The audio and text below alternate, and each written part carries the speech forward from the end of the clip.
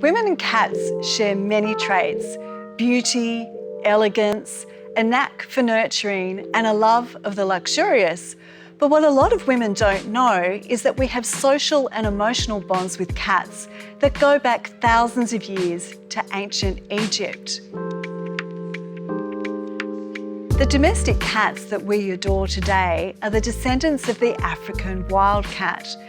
When nomadic tribes began to settle along the Nile River, 4000 BC, they started farming and storing large amounts of grain.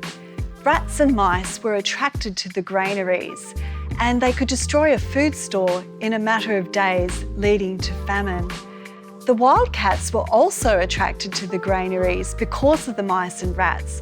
The farmers began feeding the cats to encourage them to stay, and it's believed that the tamer of these kittens born to the cats became household companions.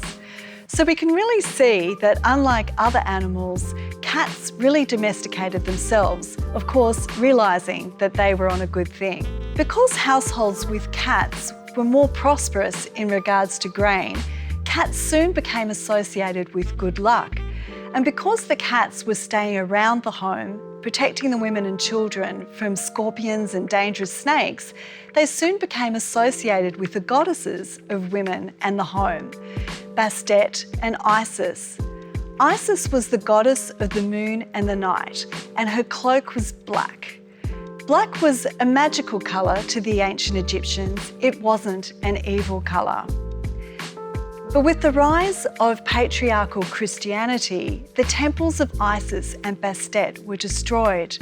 So zealous was the attempt to wipe out the old religion that women who continued to worship the goddesses were burned at the stake or drowned along with their familiars, their cats. And we all know the terrible stories of the witch hunts which swept across Europe in the Middle Ages, where so many women were killed that in some villages no women or cats remained. Cats and women made slow comebacks in the Renaissance and Enlightenment period, but it was really in the Victorian period that they came into their own. Women gained power through the suffragette movement, and cats began to be associated with hygiene and a well-ordered home, which of course was something that Victorian people wanted. And the animal-loving Queen Victoria spoke out against animal cruelty, while many socialite women set up shelters for abused and abandoned animals. The bonds between women and cats are just as strong today. Women's social conditioning often leaves them exhausted by all the social expectations placed on them, and cats are excellent models of self-care. Cats are friendly and loyal, but they don't waste their time with people who are mean to them. They don't say yes when they mean no, and they don't try to live up to everybody's standards. They are excellent mothers who nurture their kittens with love, but they also bring them up to be fully independent adults who can solve their own problems. As women and cat lovers, I believe we have an important responsibility to our ancient familiars. Millions of cats are living terrible lives on the street, and hundreds and thousands of them are being put to death in pounds every year simply because they are unwanted. The responsibility begins with how we treat our own cats, getting them desexed to make sure that we're not contributing to overpopulation.